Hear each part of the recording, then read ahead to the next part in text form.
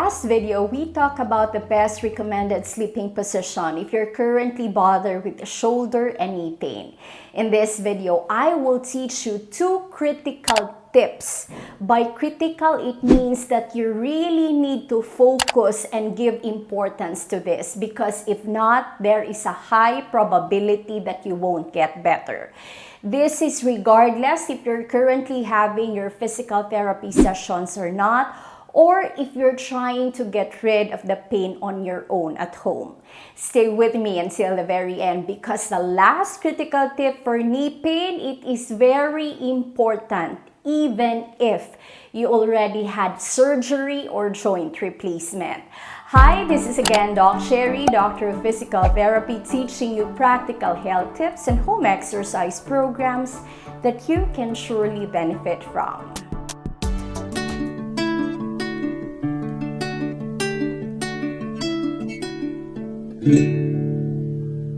As I have mentioned in our last video, there are many causes why you might be suffering from shoulder pain.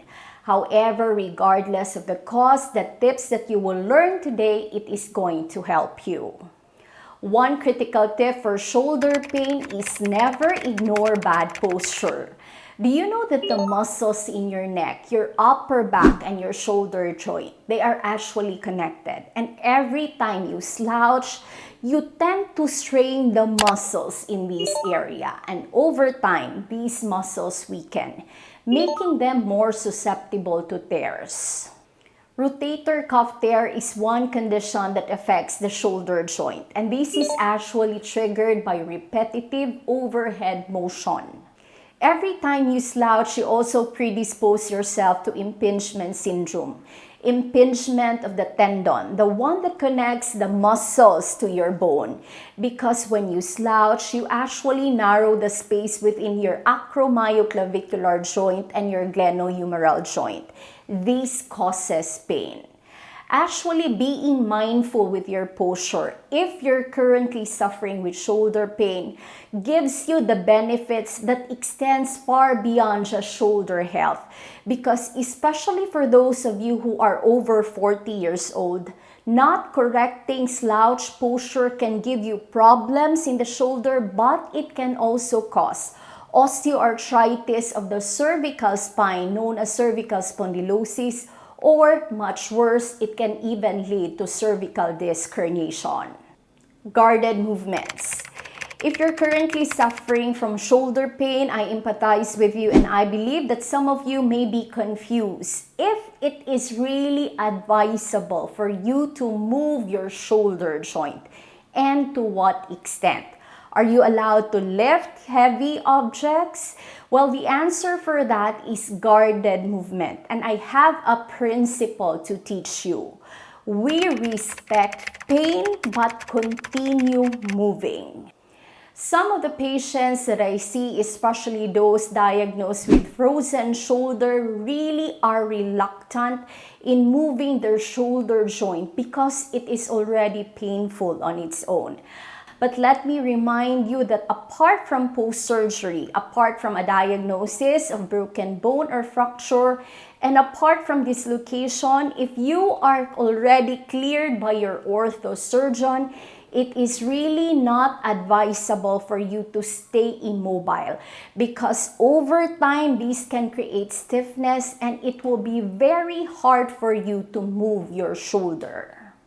For guarded movements, avoid or delay any repetitive overhead motion, such as when you reach overhead or when you play sports like tennis or basketball, not until your symptoms have already improved. When you do stretching, although this is good for you, such as when you do like this to your shoulder joint, do it gently, because vigorous stretching could also worsen the pain.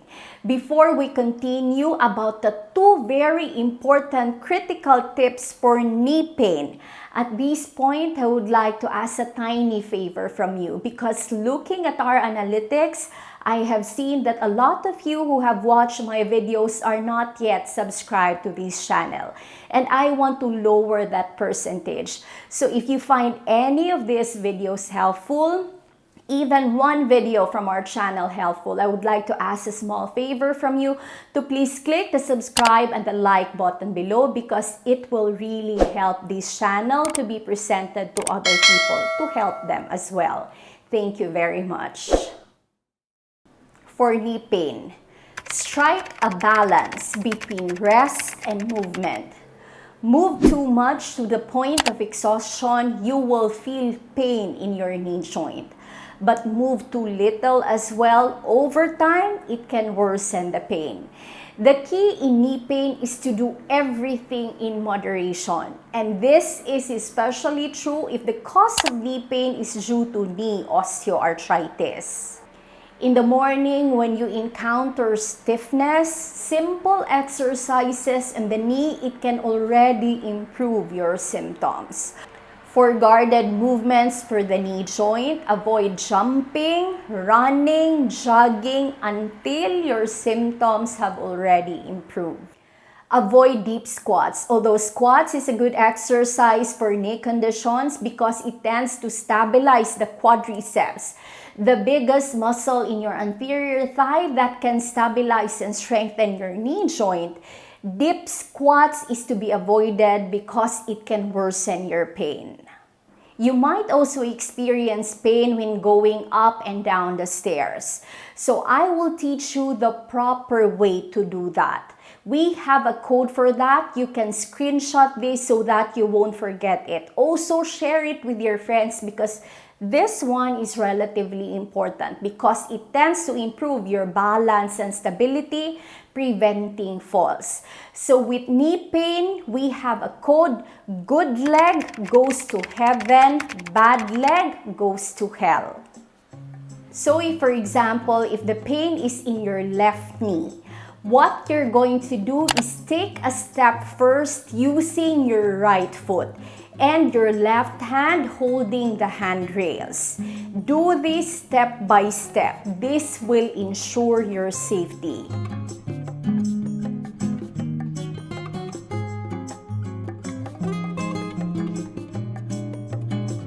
When going down the stairs, you are going to use your painful knee first, which is your left knee in this case.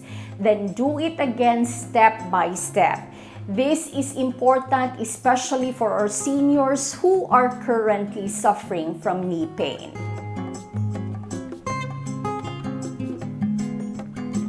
The next critical tip for knee pain, which is very important, is weight management.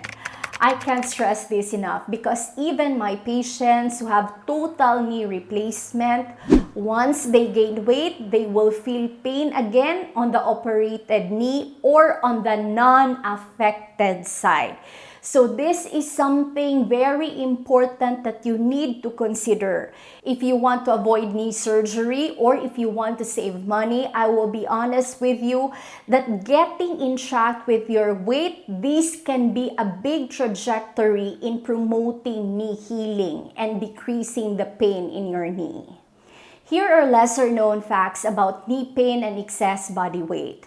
Every pound that you gain is 4 pounds additional pressure in your knee every time you walk. Getting rid of excess body weight is also a natural painkiller. It decreases inflammation in your body, which would allow you now to enjoy the activities that you had been avoiding because of knee pain. These are the crucial tips for shoulder and knee pain. For shoulder, guarded movements and being mindful with your posture, and for knee pain, striking a balance between movement and rest and weight management. These are critical tips to ensure healing from shoulder pain and knee pain. If you have reached the end of this video, please comment shoulder, knee, or both in the comment section. That way, I can tailor fit future videos so I can serve and help you more. Thank you very much for watching. Please don't forget to share this video to your friends and family members. It can help them too. Thank you very much for being here. I appreciate you. This is again Doc Cherry. Stay safe, stay happy and healthy. God bless you.